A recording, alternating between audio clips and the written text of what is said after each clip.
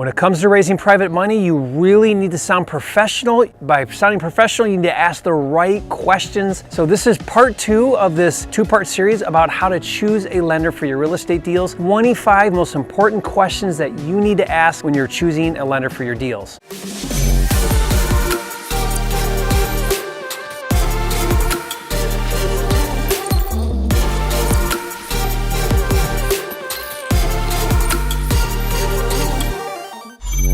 All right, Jerry Norton, welcome back. What I'm doing here is breaking down for you my asset lender lead sheet. It's 25 questions that you need to ask every lender when you're considering borrowing money for your fix and flip deals. The reason why you want to ask these questions, 2 reasons. One is to make sure that you get all of the information you need to decide if that's the best lender for your deal. And 2, it helps you look and sound professional when you're asking the right questions, because this is really important if you're new to investing, especially because you don't have the experience to back you, so then you need to come across as more professional. So let's break it down. If you missed video 1, be sure to watch that, because I went through the first 12 or 13 questions on the lead sheet here. This is a free resource that I'm giving you for free. Just click the link in the description. You can download that. So let's continue on. Are there any other fees other than the interest rate, other than points? Maybe there's an origination fee, maybe there's an appraisal fee, maybe there's a doc prep fee. A lot of times lenders have extra fees. I call them junk fees, in addition to the regular fees that they charge, points and interest. Nothing's worse than getting to the closing and finding out there's fees that you didn't know about or they didn't tell you about. That's happened to me. I once went to a closing and they had all these other fees, and I was like, what are all these fees? And they're like, oh, well, yeah, those are just other fees. And it was kind of too late. I'm at the closing and I just kind of had to pay them. It was really frustrating. The next question is, what is the length of the loan? Some lenders have like a 6-month term on the loan. Do you allow extensions? If it's a 6-month loan and I go 7 months,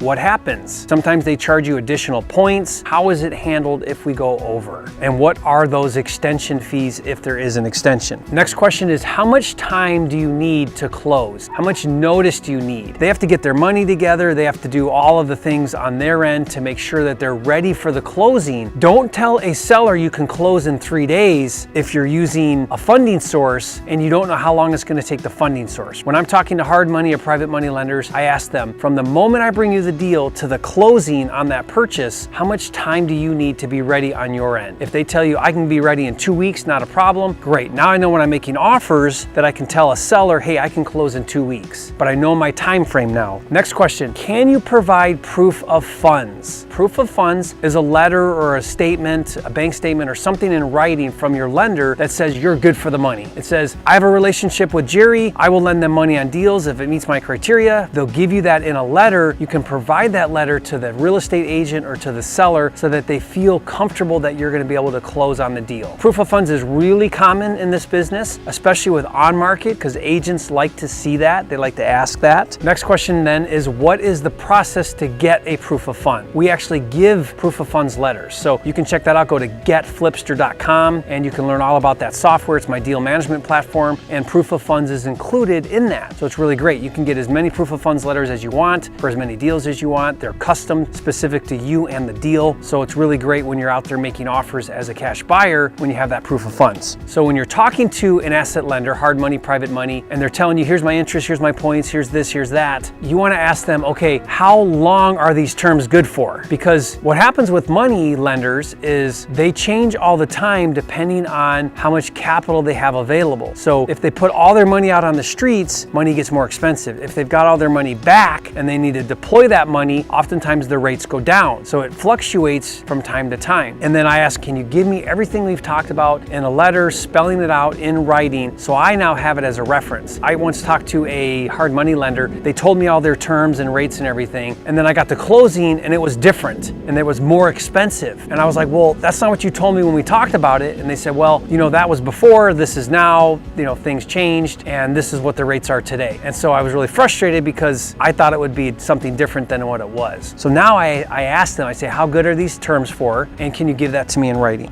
Next question is, how many deals will you fund with me at a time? Is it just one? Is it two? Is it three? Sometimes lenders will do one at a time until you build a relationship, and then they'll do more than one. What do I need to do to get a better rate with you? I love to ask this question because they may say, well, put a little bit more down on your down payment and we'll give you a better rate. They may say, show me that you've done 4 deals in the past year and that you have experience and we'll give you a better rate. If you're willing to pledge your credit, not that you have to, but if you're willing to pledge your credit and you have good credit, then you can get a better rate.